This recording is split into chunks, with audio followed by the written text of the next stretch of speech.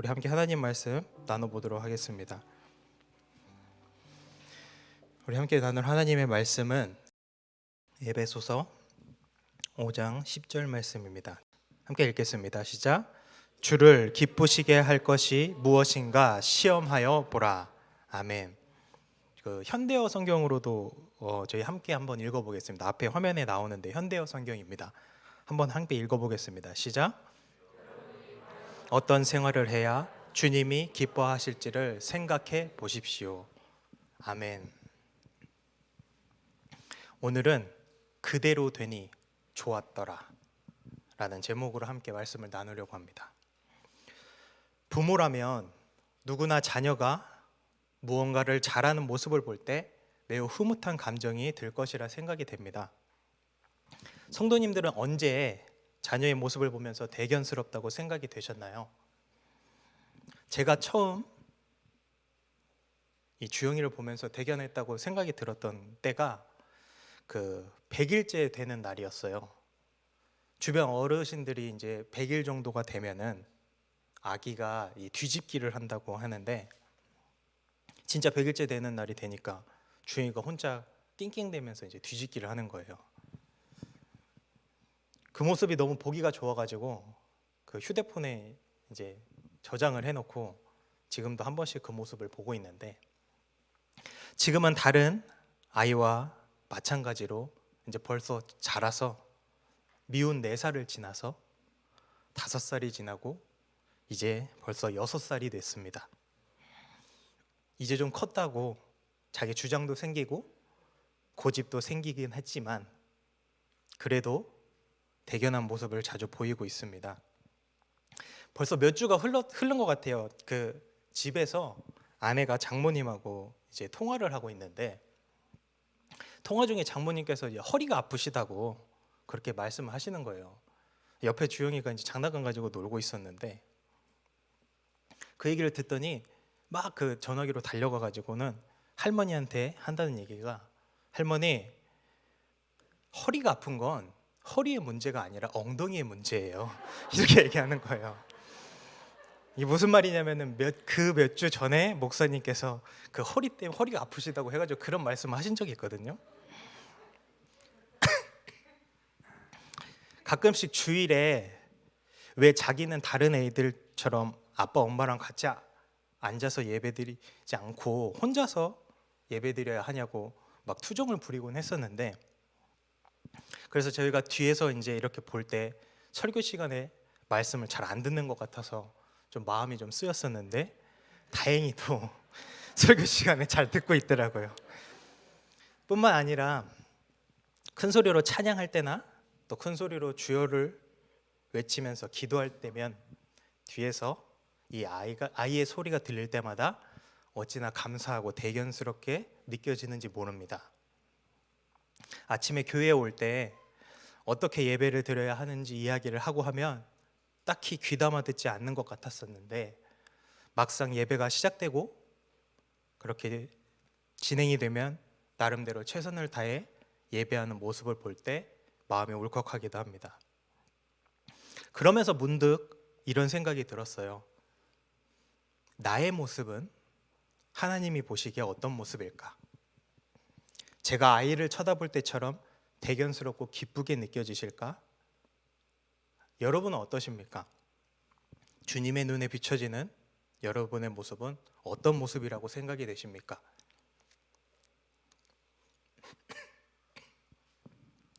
오늘 본문인 에베소서는 빌립보서와 골로새서 그리고 빌레몬서와 함께 흔히 옥중서신이라고 불리우는, 그러니까 바울이 감옥에 갇혀 있을 때 기록한 말씀입니다. 그래서 그런지 바울이 더 대단하다고 느껴지는 것이, 감옥에 갇혀 지내면서 생각을 했던 것이 오늘 본문의 말씀처럼 어떻게 해야 주님이 기뻐하실지를 생각했다는 것입니다. 너무나 저의 모습과는 다르다고 생각이 되는데, 저는 조금만 환경이 변화가 되고 또 무슨 일이 생기면 이 일을 어떻게 해결해야 하지? 무엇이 문제였지? 이렇게 고민하기 바쁜데, 바울은 감옥에 갇혀 있는데 마치 감옥 밖에 있는 것처럼 어떻게 감옥을 나갈 수 있을까? 어떻게 문제를 해결할 수 있을까? 어떤 방법이 있을까를 고민하는 것이 아니라 어떻게 해야 주님이 기뻐하실지를 생각하고 있었습니다. 뿐만 아니라 편지를 받게 되는 에베소 교회와 성도들에게 자신의 안위를 걱정해 달라, 여기서 나갈 수 있는 방법을 모색해 달라, 이렇게 전하는 것이 아니라 어떻게 해야 주님이 기뻐하실지를 생각해 보라고 합니다. 여러분은 주로 어떤 생각을 많이 하고 계십니까? 그 생각이 어떻게 하면 주님이 기뻐하실지를, 그것에 대해서 고민하는 생각들입니까? 아니면 내일 뭘 먹지? 이 문제는 어떻게 해결해야 하지? 어떻게 해야 나에게 가장 이익이 되지? 등등의 생각들입니까? 만약 지금도 이런 생각 가운데 계시다면 이 시간 잠시 내려놓고 어떻게 하면 주님이 기뻐하실지 함께 생각해 보기를 원합니다. 어떻게 하면 주님이 기뻐하실까를 묵상을 하다가 제가 얻은 답은 성경에서 하나님이 기뻐하셨던 모습들을 찾아봐야겠다라는 생각을 했습니다. 왜냐하면 하나님께서 기뻐하셨던 모습 속에서 왜 기뻐하셨는지에 대한 이유를 찾아서 그와 동일하게 해본다면은 하나님이 기뻐하시지 않을까라는 생각이 들었기 때문입니다. 그렇게 성경을 이렇게 찾다가 보니 좀 마음이 아프더라고요. 하나님께서 기뻐하신 장면들보다 인간이 계속해서 범죄함을 통해 하나님을 근심하게 만드는 그런 장면들이 훨씬 더 많더라고요. 어쩌면 하나님은 지금까지 계속해서 여전히 웃는 날보다 우시는 날이 더 많겠다라는 생각이 들었습니다. 그래서 지금이라도 미약하지만 주님의 얼굴을 미소 짓게 만들어 보고자 하나님이 언제 기뻐하셨는지를 좀 몇 가지 함께 살펴보겠습니다. 첫 번째로 하나님이 기뻐하셨던 모습이 욥기에 기록이 되어 있는데 한번 함께 읽어보겠습니다. 욥기 1장 6절에서 8절 말씀입니다. 욥기 1장 6절에서 8절 말씀 함께 읽어보겠습니다. 시작. 하루는 하나님의 아들들이 와서 여호와 앞에 섰고 사탄도 그들 가운데에 온지라. 여호와께서 사탄에게 이르시되 내가 어디서 왔느냐? 사탄이 여호와께 대답하여 이르되 땅을 두루 돌아 여기저기 다녀왔나이다. 여호와께서 사탄에게 이르시되 내가 내 종 욥을 주의하여 보았느냐? 그와 같이 온전하고 정직하여 하나님을 경외하며 악에서 떠난 자는 세상에 없느니라. 아멘.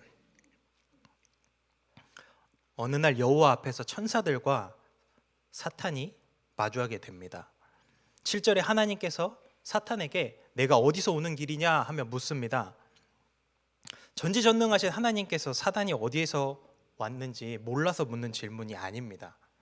이 질문에는 두 가지 의미가 좀 들어있는데, 하나는 사탄은 하나님의 주권 아래서 제한적으로만 활동할 수 있는 존재임을 드러내고 있습니다.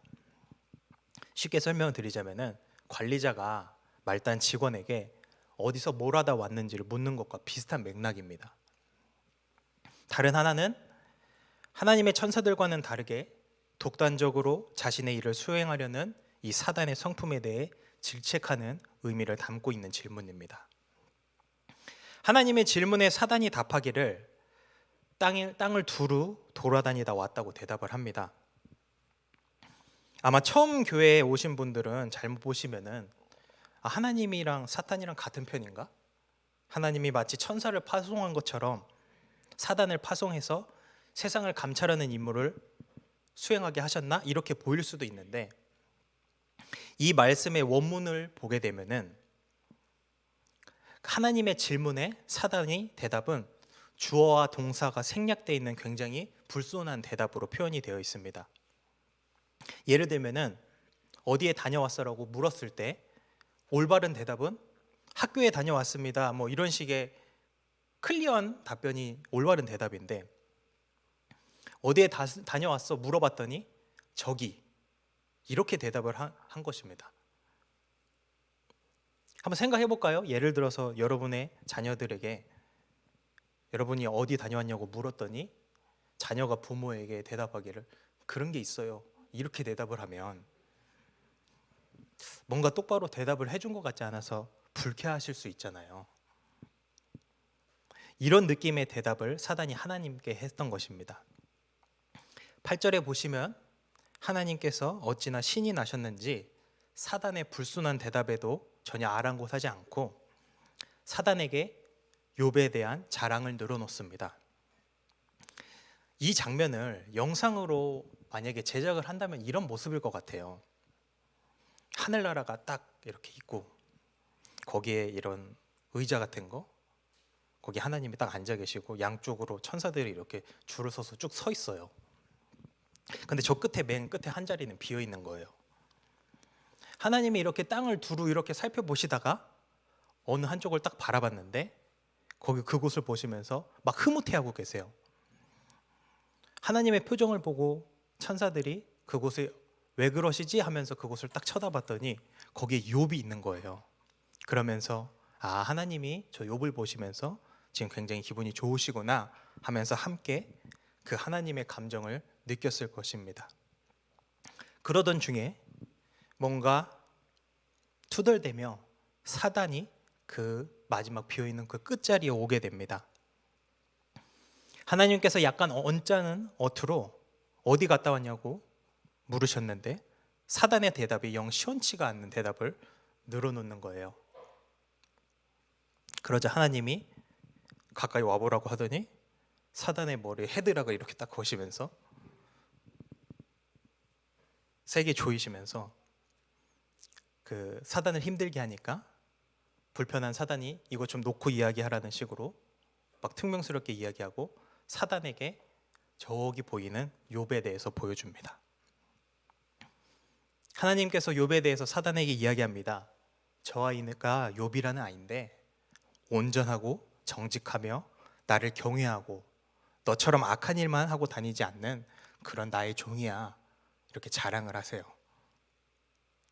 상상을 해보시는데 도움이 되셨을지 모르겠습니다.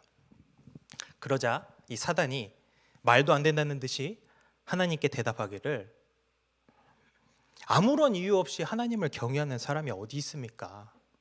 하나님께서 집도 주고 재산도 주고 자녀도 주고 하니까 저러는 것 아닙니까? 이렇게 욥의 모습을 깎아내립니다. 그러면서 하는 말이 만일 주님께서 그 모든 소유물을 없애버린다면 그렇다면 분명히 주를 향해 욕을 할 것입니다. 욥을 보시며 기분이 좋으셨던 하나님이 그 말에 절대로 동의할 수 없다는 듯이 그래?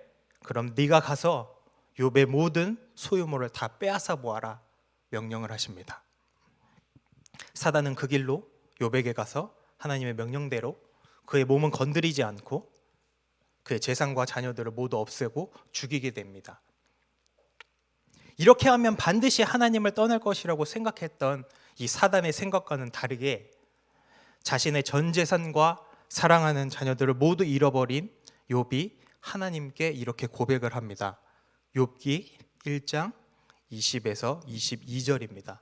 함께 읽어보겠습니다. 시작.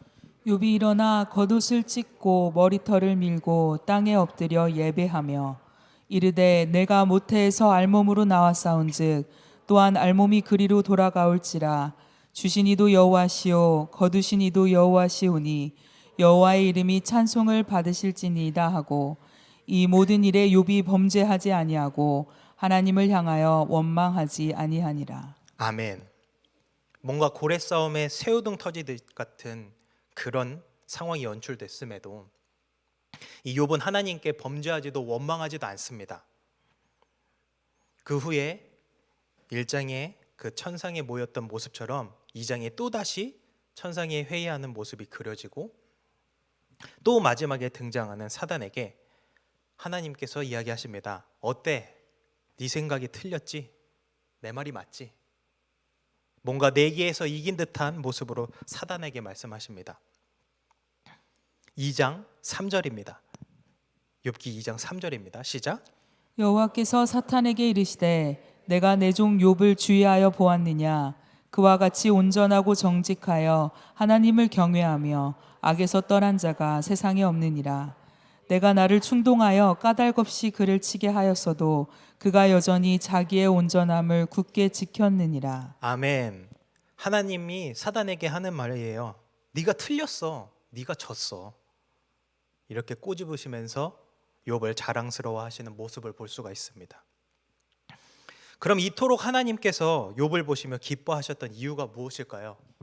도대체 욥에게는 어떤 모습이 있었길래 하나님께서 이렇게 욥의 모습을 자랑스럽게 생각하셨던 것일까요?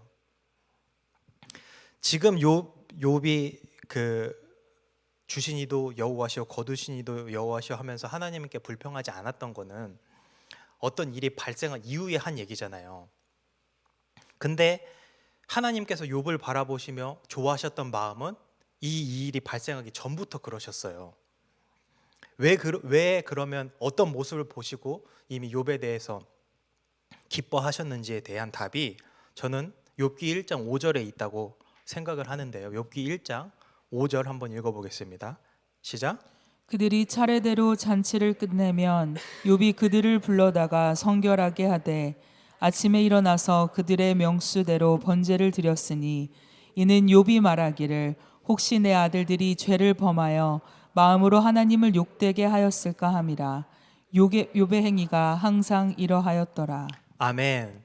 이 5절에 써 있는 이 잔치라고 하는 것은 4절에 보시면은 생일 잔치였습니다. 우리에게 보통 생일 잔치라는 것은 온전하게 그 태어난 사람을 기념하고 축하해 주는 날이며 그날에 가장 축하를 받는 사람은 생일을 맞는 당사자잖아요. 그렇게 가장 자신이 축하를 받아야 한다고 생각하기 쉬운 그날마저도 욥은 늘 하나님을 인식하며 혹여나 하나님의 뜻을 거스른 것이 아닐까 고민하는, 그렇게 하나님을 중심에 두고 경외하며 지냈던 것입니다. 그리고 이런 욥의 모습에 대해 성경은 5절 하반절에 욥의 행위가 항상 이러하였다라고 기록을 하고 있습니다. 항상 이러하였다. 하나님께 은혜를 받았을 때 잠깐, 죽어가는 병에서 치유를 받았을 때 잠깐, 아니면 어떠한 문제가 생겼다가 해결되었을 때 잠깐, 이렇게 화장실 들어갈 때랑 나올 때 다른 것이 아니라 항상 주님을 경외하며 지냈다는 것입니다. 어떻게 경외하면서 지냈냐면 5절에 아까 읽었을 때 명수대로, 자신의 자녀의 명수대로 번제를 드렸다고 했었잖아요. 레위기에 보게 되면은 번제를 드릴 때 흠 없는 소나 양이나 염소의 수컷 또는 산비둘기나 집비둘기의 새끼를 드리게 되어 있어요. 이때 이 동물의 머리에 이 드리는 사람이 안수를 해서 자신의 죄를 그 동물에게 전가시켜서 그 동물이 나의 죄를 대신해서 하나님께 희생 제물이 되는데, 레위기 1장 4절 한번 읽어보겠습니다. 레위기 1장 4절입니다. 시작. 그는 번제물의 머리에 안수할지니 그를 위하여 기쁘게 받으심이 되어 그를 위하여 속죄가 될 것이라. 아멘. 4절을 읽어보시면은 이 번제를 드리는 목적이 무엇인지 알 수가 있습니다. 무엇인가요? 속죄가 되는 것입니다. 속죄. 자신의 죄를 씻어내며 성결하게 되는 거예요. 이렇게 자신의 죄를 씻어내며 성결함을 유지하는 것이 욥의 삶에 어떻게 나타났다고 아까 했었죠? 욥의 행위가 항상 이렇더라. 왜 하나님께서 욥을 보시며 그렇게 기뻐하셨는지, 자랑스러워하시며 사단에게 보이려 했는지 이해가 되십니까? 저는 저와 여러분이 이런 욥처럼 하나님께 기쁨이 되고 자랑이 되는 그런 주의 백성이 되기를 소원합니다. 두 번째로 하나님이 기뻐하신 모습이 나타난 곳은 창세기 6장과 7장에 노아의 홍수에서 볼 수가 있습니다. 창세기 5장에 보게 되면은 아담의 족보를 설명을 하면서 땅 위에 사람들이 많이 늘어나고 있음을 암시합니다. 그렇게 땅 위에 사람들이 늘어나면서 하나님의 아들들이 사람의 딸들의 아름다움을 보고 자기들이 좋아하는 모든 여자를 아내로 삼아버리는, 오직 육신의 정욕과 안목의 정욕을 쫓는 모습들이 가득하게 땅 위에 나타나게 됩니다. 하나님은 이런 모습들을 보시면서 분명히 창세기 1장에서 사람을 지으신 뒤에 심히 좋아하셨었는데, 그런 마음과는 다르게 사람을 지으심을 한탄하며 마음에 근심하시며 세상의 심판을 계획하십니다. 창세기 6장 5절에서 7절 말씀입니다. 창세기 6장 5절에서 7절 말씀 함께 읽어보겠습니다. 시작. 여호와께서 사람의 죄악이 세상에 가득함과 그의 마음으로 생각하는 모든 계획이 항상 악할 뿐임을 보시고 땅 위에 사람 지으셨음을 한탄하사 마음에 근심하시고 이르시되 내가 창조한 사람을 내가 지면에서 쓸어버리되 사람으로부터 가축과 기는 것과 공중의 새까지 그리하리니 이는 내가 그것들을 지었음을 한탄함이니라 하시니라. 아멘. 아멘. 땅의 사람들을 보시며 근심하시면서 한탄하셨지만 그런 사람들과는 다른 한 사람이 바로 6장 8절의 노아입니다. 8절 하반절에 보면은 노아는 여호와께 은혜를 입었다라고 하는데, 여기서 입었다라에 해당하는 원어가 동일하게 쓰여진 다른 구절에서는 발견하다, 깨닫다, 획득하다라는 뜻으로 노아가 여호와의 눈에서 하나님의 자비를 발견하였다 또는 하나님의 호의를 획득하였다라고도 해석이 됩니다. 하나님으로부터 은혜를 발견한 노아의 삶은 세상에서 육신의 정욕대로 사는 사람들의 삶과는 다른 모습이었습니다. 이 모습에 대해서 창세기 6장 9절에서는 이렇게 표현을 하고 있습니다. 한번 읽어보겠습니다. 시작. 이것이 노아의 족보니라. 노아는 의인이요 당대의 완전한 자라. 그는 하나님과 동행하였으며. 아멘. 주님으로부터 은혜를 발견하여 그 은혜를 구하며 살았던 노아에 대해서 성경은 의인이요 완전한 자이며 하나님과 동행하였다고 기록하고 있습니다. 여러분, 이것이 은혜를 받은 사람의 모습입니다. 은혜를 받은 사람의 모습. 이 노아와 같은 모습이 저와 여러분의 모습이 되기를 소원합니다. 이 노아의 모습과는 다르게 땅은 계속해서 점점 부패하여지며 악이 창궐하게 되는데 6장 11절과 12절에 그때 온 땅이 하나님 앞에 부패하여 포악함이 땅에 가득한지라. 하나님이 보신즉 땅이 부패하였으니 이는 땅에서 모든 혈육 있는 자의 행위가 부패함이었더라. 아멘. 하나님은 부패함과 악함이 땅에 가득함을 보시고 이 땅을 심판하실 것을 노아에게 13절에 말씀하시면서 14절부터 노아를 구원하기 위한 방주를 지을 것을 말씀을 하십니다. 그래서 노아가 그때부터 이제 방주를 만들게 되고 하나님은 노아와 언약을 맺는데 그게 6장 18절에서 21절의 말씀입니다. 하나님이 노아와 어떤 언약을 맺는지 한번 읽어보겠습니다. 6장 18절에서 21절 말씀입니다. 시작. 그러나 너와는 내가 내 언약을 세우리니 너는 내 아들들과 내 아내와 내 며느리들과 함께 그 방주로 들어가고 혈육 있는 모든 생물을 너는 각기 암소 한 쌍씩 방주로 이끌어들여 너와 함께 생명을 보존하게 하되 새가 그 종류대로 가축이 그 종류대로 땅에 기는 모든 것이 그 종류대로 각기 둘씩 내게로 나아오리니 그 생명을 보존하게 하라. 너는 먹을 것을 모든 양식을 내게로 가져다가 저축하라. 이것이 너와 그들의 먹을 것이 되리라. 아멘. 노아는 18절에서 21절에 하나님과 맺은 언약의 말씀에 대해 22절에 보시면은 하나님께서 명하신 대로 다 준행하였다라고 합니다. 그 모습을 하나님께서 좋게 보셨는지 그런 노아에 대해서 7장 1절에 이렇게 기록을 하고 있습니다. 여호와께서 노아에게 이르시되 너와 내 온 집은 방주로 들어가라. 이 세대에서 내가 내 앞에 의로움을 내가 보았음이니라. 세상의 모습을 보시며 하나님께서는 한탄하시며 근심하셨지만 노아의 삶의 모습은 그런 하나님에게 조금이나마 위로가 되었던 것 같습니다.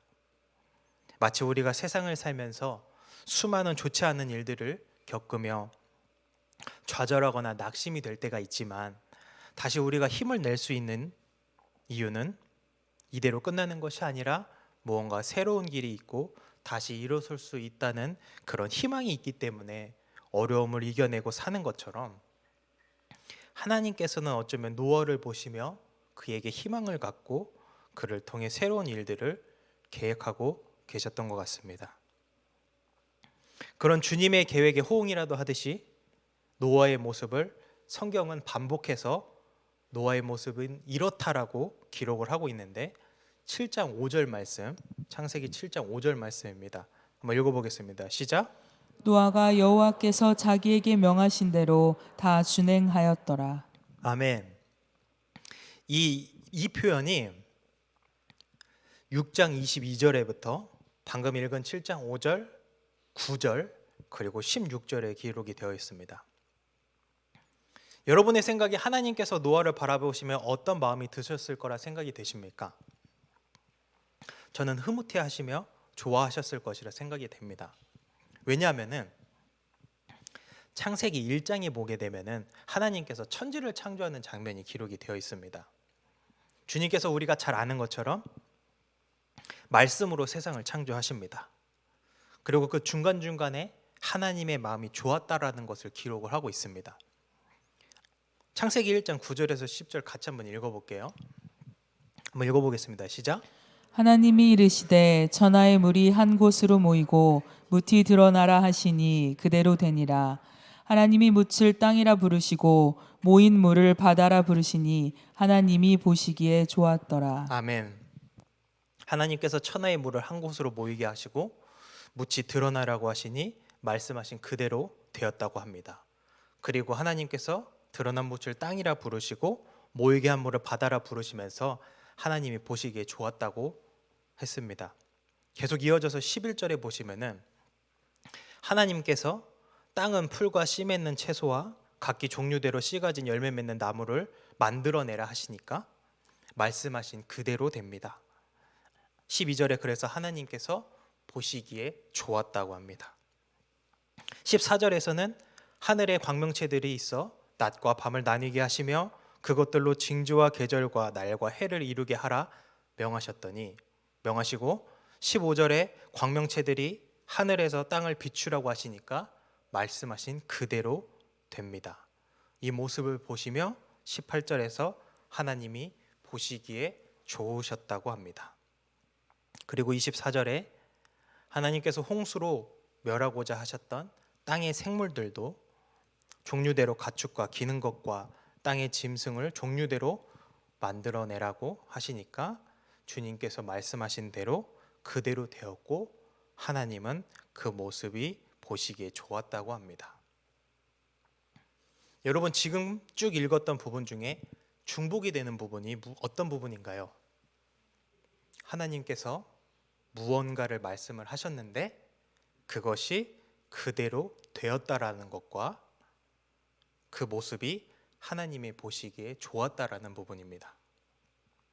이런 맥락을 가지고 다시 창세기 6장 7장으로 오셔서 하나님께서 노아와 했던 언약, 아까 읽었던 언약 기억나십니까? 6장 18절에서 21절의 말씀. 주님께서 18절에 아들들과 아내와 며느리가 방주에 들어갈 것을 말씀하셨습니다. 그래서 7장 7절에 하나님께서 말씀하신 대로 아들들과 아내와 며느리를 데리고 방주로 들어갑니다. 6장 19절에서 혈육이 있는 모든 생물 암수 한 쌍씩 방주로 이끌어들여서 생물을 보존하게 할 것을 명하셨습니다. 그래서 7장 8절과 9절에 노아가 그대로 데리고 들어갑니다. 하나님께서 말씀하신 대로 비가 쏟아졌을 때 이 노아의 행적을 다시 한번 기록을 하고 있는데 7장 13절에서 16절입니다. 7장 13절에서 16절 말씀 읽어보겠습니다. 시작.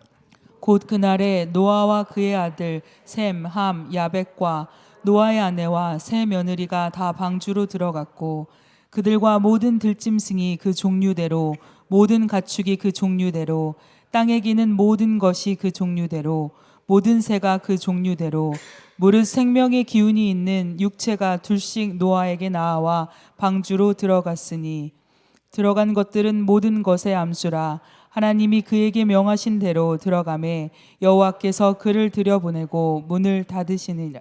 아멘. 노아는 6장에서 하나님과 언약을 맺은 그대로 행했습니다. 이것을 오늘 성경의 표현을 빌리자면 여호와께서 자기의 명하신 대로 다 준행하였더라입니다. 제가 왜 하나님께서 노아를 보실 때 흐뭇해하시며 기뻐하셨겠다라고 생각이 들었냐면은 이 모습 때문입니다. 하나님께서 세상을 창조하실 때 무엇이 있으라, 무엇이 만들어져라 했을 때 그것이 그대로 되었고 그 모습을 하나님께서 보시며 기뻐하셨습니다. 노아의 모습도 마찬가지입니다. 하나님께서 노아에게 말씀하시면 노아는 그대로 다 준행하였다라는 것이 하나님께서 세상을 창조하실 때 말씀으로 명하셨을 때 그대로 되는 모습을 보시며 좋았더라고 하신 것과 동일한 모습을 노아의 모습 속에서 찾을 수 있다라는 것입니다. 노아의 모습이 하나님의 보시기에 어떠했겠습니까? 아기가 별것도 아닌 저 혼자 뒤집게 하는 모습만 봐도 그 모습이 대견스럽고 이뻐 보이는데 노아의 모습처럼 말씀하신 그대로 아무런 불평 없이 긴 시간을 준비하며 언약대로 준행하는 그 모습이 하나님의 눈에 이쁘고 대견스러운 모습으로 보이지 않았을까요? 욥도 결국에 이 모습에 해당이 됩니다. 욥이 있었던 때는 이미 모세를 통해 율법이 주어진 한참 뒤의 이야기입니다. 이 율법에 따라 욥이 번제를 드렸고요. 결국 욥도 하나님께서 율법에 이르기를 자신을 성결하게 하기 위해서 번제를 드려라 했더니 그대로 준행했다라는 것입니다. 주님께서 세상을 창조하실 때 그분이 스스로 세우시고 정한 법에 그대로 만물이 따르며 그대로 되는 모습을 보시며 보시기에 심히 좋았다라고 하셨던 것처럼 욥의 모습이 노아의 모습이 그러했다라는 것입니다. 그 동일한 눈으로 주님께서 오늘날 우리를 바라보고 계십니다. 우리는 과연 주님께 어떤 모습으로 보이고 있을까요? 주님을 기쁘시게 하는 모습인가요? 아니면 주님을 근심케 하는 모습인가요? 고린도후서 5장 9절에 그런즉 우리는 몸으로 있든지 떠나든지 주를 기쁘시게 하는 자가 되기를 힘쓰라고 기록을 하고 있습니다. 우리가 욥과 노아의 모습을 살펴봤을 때 하나님은 어떤 모습에 기뻐하셨었나요? 하나님께서 명하신 대로 그대로 사는 것이 주님을 기쁘게 하는 모습입니다.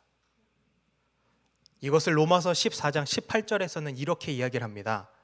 이로써 그리스도를 섬기는 자는 하나님을 기쁘시게 하며 사람에게도 칭찬을 받느니라. 로마서에서는 하나님을 기쁘시게 하는 사람이 누구인지에 대해서 그리스도를 섬기는 자라고 합니다. 이렇게 되면 하나님께서 명하신 대로 그대로 사는 것과 그리스도를 섬기는 것이 동격이 됩니다. 왜냐하면 이 두 가지가 모두 다 하나님을 기쁘시게 하는 것이기 때문입니다. 히브리서 11장 5절에 하나님을 기쁘시게 한 사람이 또 기록이 되어 있습니다. 그 사람이 에녹입니다. 11장 5절 한번 읽어보겠습니다. 히브리서 11장 5절입니다. 시작. 믿음으로 에녹은 죽음을 보지 않고 옮겨졌으니 하나님이 그를 옮기심으로 다시 보이지 아니하였느니라. 그는 옮겨지기 전에 하나님을 기쁘시게 하는 자라 하는 증거를 받았느니라. 아멘. 에녹은 죽음을 보지 않고 들림을 받았습니다. 에녹이 들림 받기 전에 하나님을 기쁘시게 했다라는 증거를 받았다고 성경이 말합니다. 그 증거가 무엇이냐? 창세기 5장 24절에 이렇게 기록이 되어 있습니다. 에녹이 하나님과 동행하더니 하나님이 그를 데려가심으로 세상에 있지 아니하였더라. 에녹이 하나님을 기쁘시게 했다는 증거가 바로 에녹은 하나님과 동행했다라는 것입니다. 그러니 우리가 아까 읽은 창세기 6장 9절 하반절에 노아가 하나님과 동행했다라는 기록이 있는 것으로 보아 노아가 하나님을 기쁘게 한 사람이 분명한 것입니다. 그러니 비록 수많은 사람들이 마음으로 생각하는 모든 계획이 악하고 죄악이 만연하여 땅 위에 사람 지으셨음을 후회하시며 근심에 쌓여 있는 하나님을 위로할 수 있는 당대의 유일한 한 사람이 노아였던 것입니다.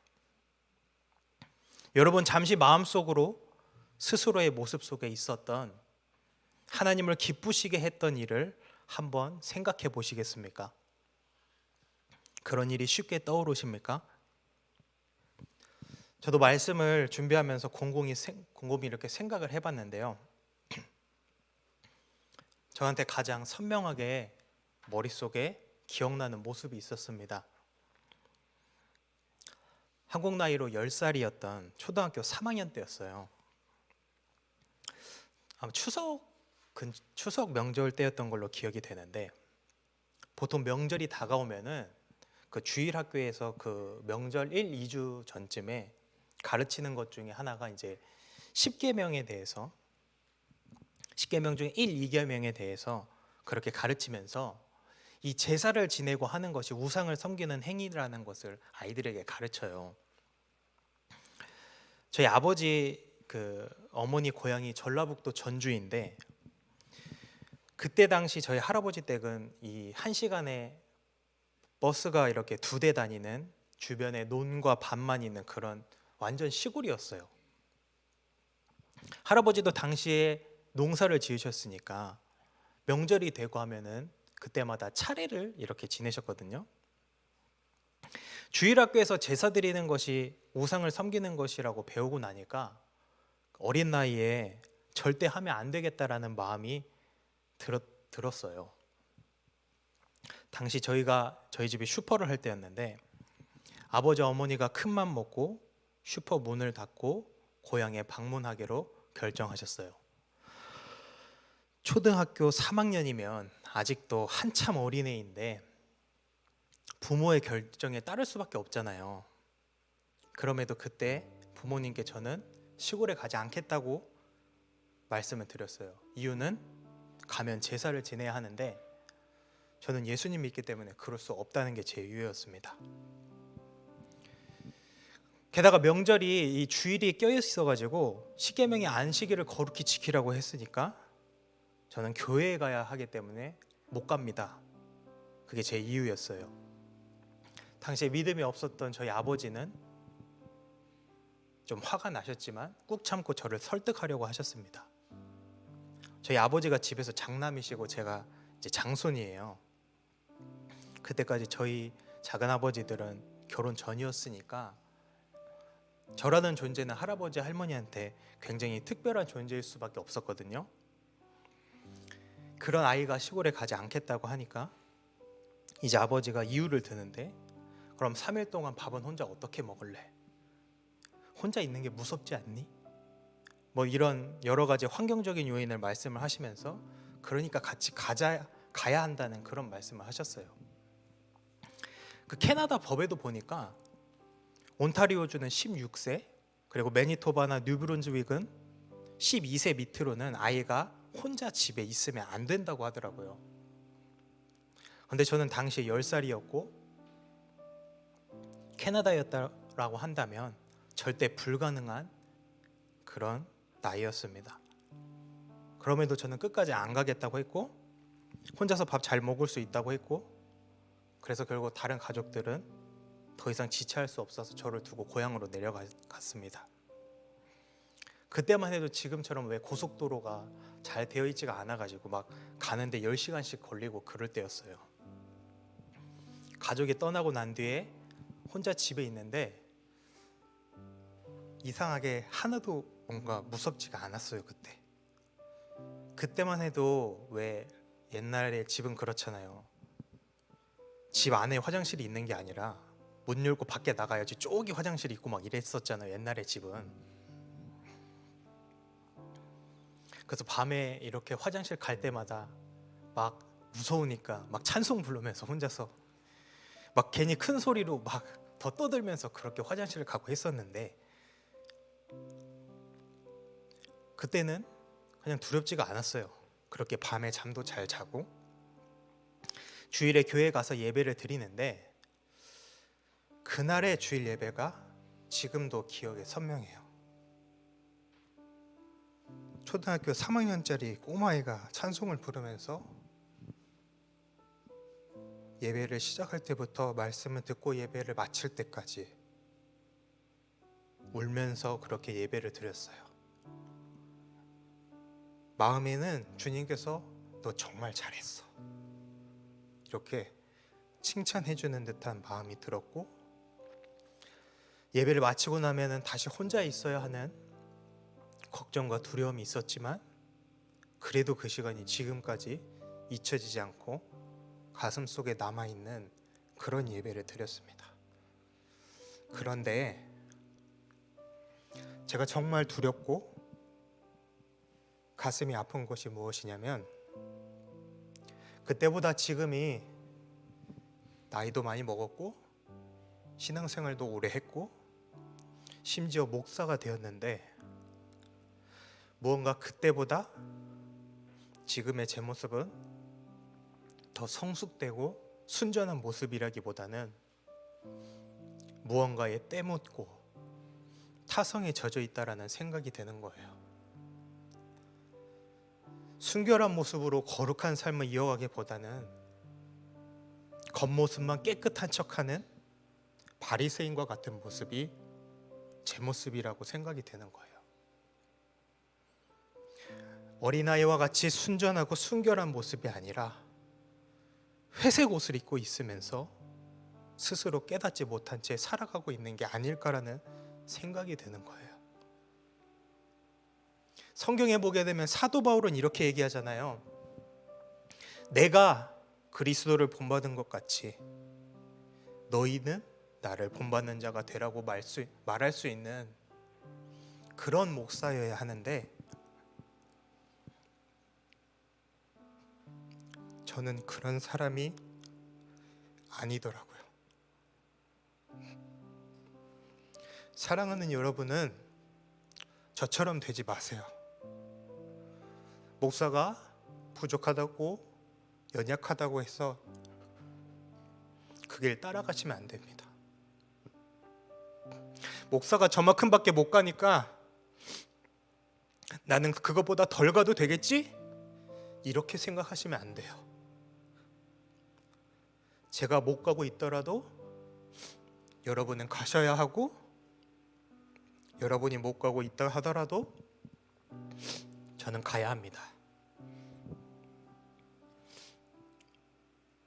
그렇게 생명의 길을 향해 모두가 다른 박질해야 합니다. 그 길을 가장 똑바로 보고 바로 갈 수 있는 방법은 앞에 서 있는 연약한 목사를 따라가는 게 아니고 여러분의 손에 쥐어진 그 말씀을 보고 따라가는 것입니다. 앞에 있는 목사는 얼마든지 실수할 수 있고 넘어질 수 있는 연약한 존재입니다. 어쩌면 하나님께서 그래서 목사로 만들었는지도 몰라요. 이 사람은 목사로 만들어야지, 그렇게 주님의 울타리 안에 꾹 눌러놔야지, 그렇지 않으면 오히려 여러분보다 더 죄악된 길을 가서 저 멀리 더 튕겨져 나가버리는 그런 존재이기 때문에, 그래서 하나님께서 붙잡아 놓았는지도 모릅니다. 사랑하는 여러분, 어쩌면 지금 주님께서는 세상의 죄악의 가득함과 불신과 불순종과 온갖 불의함으로 악해져가는 이 세상의 모습들을 보시며 근심하고 계실지 모릅니다. 자신의 하나뿐인 아들마저도 아낌없이 내어주셨는데 조금도 변하지 않고 여전히 마음으로 생각하는 모든 계획이 항상 악할 뿐임을 보시며 땅 위에 사람 지으셨음을 한탄하고 후회하고 계실지 모릅니다. 오늘 그런 하나님에게 저와 여러분이 오늘부터 노아와 같은 모습이 되어보시지 않겠습니까? 욥과 같은 모습으로 주님께 위로가 되고 자랑이 되는 한 사람이 되어보지 않겠습니까? 주님의 말씀하신 그대로 모두 다 준행하는 모습으로 주님이 보시기에 심히 좋았다라고 느끼도록 최선을 다해 순종함으로 주님을 섬겨보시지 않겠습니까? 주님께서 다른 곳을 보시며 근심하실 때, 그렇게 슬퍼하실 때 우리의 모습을 통해 기쁨을 느끼게 되는 그런 사람이 되어보지 않겠습니까? 저는 저와 여러분이 하나님의 은혜를 입은 자로서 주님이 말씀하신 그대로 다 준행하며 항상 주님과 동행하면서 주님을 섬기고 기쁘시게 하여서 주님으로부터 너는 의인이요 당대의 완전한 자라고 하나님께 칭찬받았던 노아와 에녹과 같이 항상 하나님을 경외하는 마음으로 살았던 욥과 같이 지나간 일들은 뒤로 하고 지금 이 시간부터 우리의 삶이 하나님이 말씀하신 대로 그대로 되니 보시기에 심히 좋았다라고 여겨지는 거룩한 삶이 되는 저와 여러분이 되기를 소원합니다.